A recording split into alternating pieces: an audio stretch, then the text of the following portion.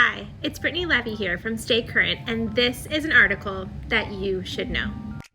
This study about interfacility helicopter transport to pediatric trauma centers comes out of Nationwide Children's in Columbus, Ohio, and was published in the Journal of Pediatric Surgery in May 2022. So what exactly are we talking about here? Well, this study is talking about healthcare utilization in pediatric trauma, i.e. if kids are emergently flown, are they then undergoing emergency interventions?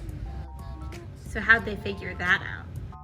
They looked at 10 years of data, which turned out to be about 8,800 pediatric trauma patients, which were transported either by helicopter or ground transport to pediatric trauma centers. Then the authors looked to see the urgency of interventions for those kids.